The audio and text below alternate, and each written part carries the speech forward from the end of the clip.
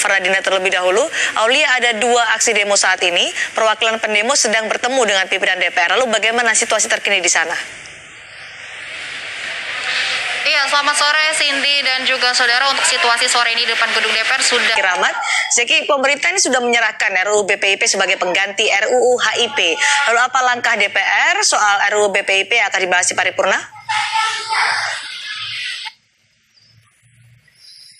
Ya, seharusnya kalau menyimak. Juga Aulia Fradina melaporkan langsung dari gedung DPR RI. Sudah secara sangat jelas menyampaikan penolakannya. Dan itu sekarang sudah dijawab oleh pemerintah dan DPR. Dan pada hari ini dikatakan bahwa tidak akan dibahas. Ya. Dan kemudian lahirlah yang BP itu. Loh, berarti pemerintah bohong saat itu. Bilang sebelum. Kalau dikirim ke pemerintah, pemerintah akan menghentikan, tapi ternyata sudah ada di pemerintah. Nah, itulah yang kami. Ini sudah tidak lagi menjadi isu karena perjuangan bapak-bapak sudah selesai. Bapak-bapak ibu-ibu sudah mencapai tujuan. Sudah selesai kalau menurut Pak Ade, sudah mencapai tujuannya, tidak ada kemudian Ekasila atau Trisila, dan TAP MPRS pun dihidupkan kembali dalam RUU BPIP. Jadi benar, jadi bukan hanya konsep Trisila dan Ekasila kemudian tugas BPIP. Belum ada, mereka pun juga tidak membahas hari ini. Jadi mereka belum tahu seperti apa konsepnya. Jadi kami pun juga. Apa korelasinya ketika RUU HIP diprotes, tapi juga ada menuntut pemakzulan presiden? Nanti akan dibahas lepas jeda ya, Pak Yusuf bersama kami. Tetaplah bersama kami, saudara. Kami akan segera kembali. RUU HIP yang masih berlangsung hari ini, meskipun pemerintah dan juga DPR telah bersepakat untuk tidak segera membahas RUU HIP yang kemudian saat ini menjadi RUU BPIP. Ada tulisan turunkan Jokowi dan juga bubarkan rasa RUU HIP. Korelasinya apa sampai membawa pesan itu, Pak Yusuf? Gini, saya luruskan lagi. Pertama, pemerintah menyatakan, DPR pun mengindikasikan bahwa ini ada partai besar yang sebagai inisiator. Oke, baik, Pak Ade, silakan. Bagaimana Anda menanggapi ini? Ya, jadinya memang kan Presiden Jokowi, ya. Dan ini bukan sesuatu yang baru karena memang 212 adalah pihak yang selama ini berseberangan dengan pemerintahan Jokowi. Nah, tapi buat kita saya bukan pendukung RUU HIP, ya, saya sama sekali tidak ada kaitannya sama RUU HIP. Cuman saya sebagai bagian dari warga masyarakat kan menilai apakah pemerintah kita ini memang menunjukkan adanya indikasi ke arah komunisme, ya. Kalau itu terjadi, ya kita semua juga akan melawan, kan. Tapi dengan mudah kita mengetahui bahwa pertama-tama rumusan pasal yang Trisila Ekasila, dan sekarang pemerintah sudah mengatakan dan juga DPR ya mengatakan bahwa itu akan dihilangkan. Maka sebetulnya alasan untuk menyatakan bahwa RUU ini adalah bermuatan komunisme itu sudah gugur. Ya. Tidak ada alasan berarti ya? Tentu saja kita harus menunggu ya, karena Bung Karno sama sekali tidak komunis, kan. Nah, jadi itu adalah gagasan Bung Karno dalam pidatonya 1 Juni 1945. Itu yang kemudian ingin dimasukkan oleh para.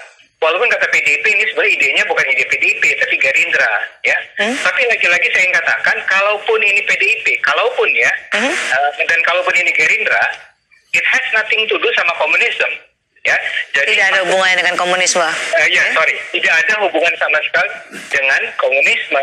Ini gagasan Trisila Ekasila Bung Karno, yang seperti saya katakan, sebetulnya dilihat dari kerangka undang-undang HIP ini, pasal 67 itu dihilangkan, nggak ada masalah sama sekali. Jadi menuduh PDIP sebagai partai yang anti Pancasila dan harus dibubarkan lagi-lagi berlebihan, sehingga kesimpulan kita semua adalah misalnya gini, kalau MUI kan Pak Yusuf bilang ini merujuk pada MUI, kan.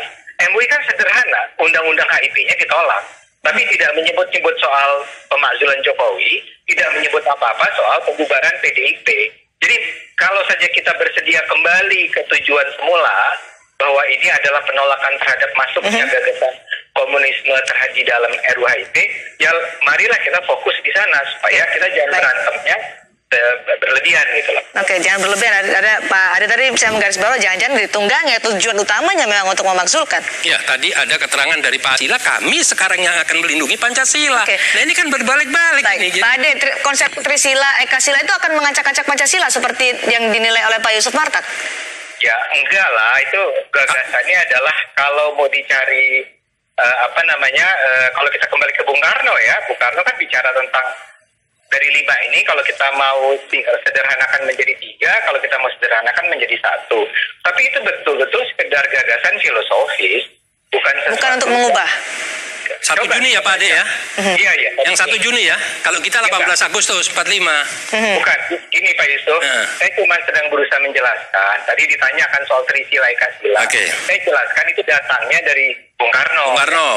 Bukan dari komunis kan, Pak Yusuf? Setuju lah ya. Setuju. Nah, jadi dengan kata lain bahwa masuknya ke sana sebetulnya tidak mengindikasikan adanya komunisme atau indikasi. Kalau kita baca pasal 6 dan 7, jelas sebetulnya bahasanya bukan ingin mengubah Pancasila menjadi 3 sila dan Ekasila ya, tapi dia cuma bicara ciri pokok. Itu yang saya bilang, gagasan seabstrak ini ngapain juga ada di undang-undang, hilangkan saja. Nah sekarang kembali ke Pak Yusuf tadi, kalau betul ada pihak yang lagi-lagi sorry ya, ini supaya teman-teman Gerindra jangan tersinggung, saya mengatakan kata orang PDIP yang itu idenya memasukkan pasal itu Gerindra. Mungkin PDIP, saya nggak tahu. Jadi saya tidak ingin mengatakan menurut saya itu Gerindra, enggak ya. Itu kata dari orang PDIP itu Gerindra. Tapi siapapun ya, karena Pak Yusuf di kepalanya kan sudah terbentuk nih ya, sebetulnya kecurigaan bahwa ini adalah upaya untuk mengubah Pancasila menjadi Trisila dan Ekasila. Kalau itu memang ada upaya semacam itu, ya saya setuju memang harus dicari siapa orangnya kan. Tapi yang Anda lihat Pak Ade? Saya tidak melihat indikasi semacam itu. Jadi saya sih senang saja kalau ada teman-teman yang berusaha mencari informasi mengenai asbabun nuzul dari kelahiran si pasal 67 itu menarik untuk dipelajari. Tapi marilah supaya jangan berkepanjangan, kita jangan sampai kemudian saling antar anak bangsa ini saling menuduh. Saya setuju tadi yang dikatakan Pak Yusuf. Tadi Pak Yusuf bilang kami dituduh anti Pancasila. Enggak, kan itu menunjukkan betapa tidak menyenangkan dituduh anti Pancasila kan. Baik, soal tadi pemakzulan Jokowi yang kemudian ada di bawah di spanduk ya. Tadi disebutkan oleh Pak Yusuf karena ini ada arahnya soal komunisme. Saya 2 kali Mbak, 4-5 kali ngomong pemakzulan Jokowi. Nah, kan itu. Jangan, saya tidak pernah bicara. Saya udah jelaskan tadi. Iya, tapi pada saat unjuk rasa ada tulisannya. Bukan saya. Bukan Anda. Bukan. Kan saya bilang itu aliansi terdiri dari 100 ormas yang tidak mungkin kami mengontrol. Ini tidak ada strukturnya, tidak ada apa. Ini pernyataan bersama. Yang prihatin melihat negara dalam kondisi kayak begini. Di saat COVID ada undang-undang Minerba, ada undang-undang COVID, ada undang-undang semua mau dipaksakan, Omnibus Law semua mau dipaksakan sekarang. Nah bagaimana, apa kita suruh diam? Pak Ade. Ya, sebetulnya menarik ya memang contoh kalau saja penolakan terhadap RUU-HIP itu juga bisa lebih spesifik seperti itu, karena saya yakin kalau dibaca, sebetulnya kita semua baca, banyak dari RUU-HIP ini yang sangat berpihak pada rakyat kan, kalau kita baca ya.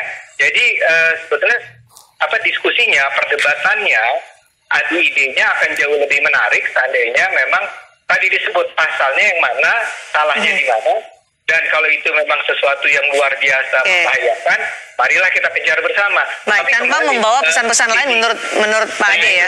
Saya setuju Cindy. Jadi dan Pak Yusuf sudah mengatakan bahwa itu bukan datang dari alumni 212 ya. Walaupun barangkali gini Pak Yusuf tetap sebetulnya berharap tetap menolak Jokowi lah ya, kira-kira begitu. Tapi sebetulnya itu bukan bagian dari pesannya RUU-HIP. Saya pikir ini harus jelas nih bahwa Persatuan Alumni 212 tidak menuntut Jokowi mundur, tidak menuntut PDIP bubar kalau saja pasal-pasal itu sebetulnya tidak ada lagi gitu kan. Tapi memang kalau udah di lapangan sih memang bisa siapapun. Kebetulan itu yang tertangkap kamera soalnya. Baik, pertanyaan terakhir untuk Pak Yusuf dan juga Pak Ade, karena pada saat ini pembahasan sudah dialihkan tidak kembali RUU-HIP tapi RUU BPIP dan tidak akan segera dibahas oleh pemerintah DPR, masih mendengarkan masukan dari masyarakat. Apa kemudian yang harus dilakukan? Apakah ini akan mengakhiri polemik terkait dengan RUU-HIP dan juga RUU BPIP, Pak Yusuf? Kami tetap akan mengawal secara konsisten dan kami akan mempelajari konsep. Jadi selainnya akan ada unjuk rasa lagi? Selama tidak ada yang diperlukan, untuk apa? Kita unjuk rasa kita nggak dibayar, keluar tenaga sendiri, keluar pikiran sendiri, biaya sendiri, semua sendiri. Kita juga nggak pingin, kita pingin semuanya guyup. Makanya saya berharap kalau seandainya yang namanya Saudara Ade Armando selaku dosen komunikasi ini mau berdiskusi dengan kami, ayo kita sama-sama mengawal. Kalau saling muncul di TV, rusak kita ini terus negara. Pak Ade, singkat saja, waktu kita sangat sempit. Jadi apakah ini polemik harus diakhiri dengan ada pembahasan DPR dan juga pemerintah hari ini tadi? Saya udah sangat senang tadi dengan gagasan dari Pak Yusuf.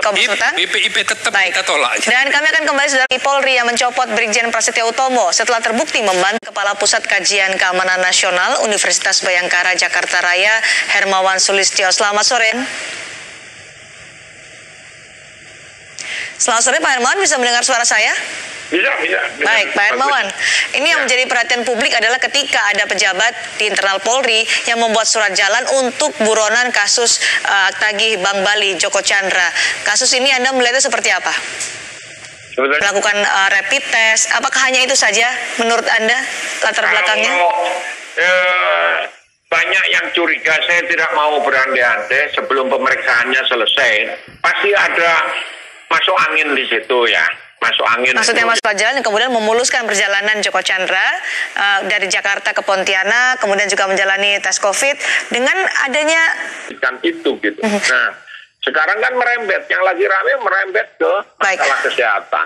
Anda menduga mungkin saja ini ada gratifikasi terkait dengan kasus ini. Pasti publik juga bertanya, jika memang ada gratifikasi, kan sebesar apa? Karena yang dilakukan adalah pelanggaran yang berat, sampai bisa seberani itu mengeluarkan surat jalan bagi buronan kelas kakap?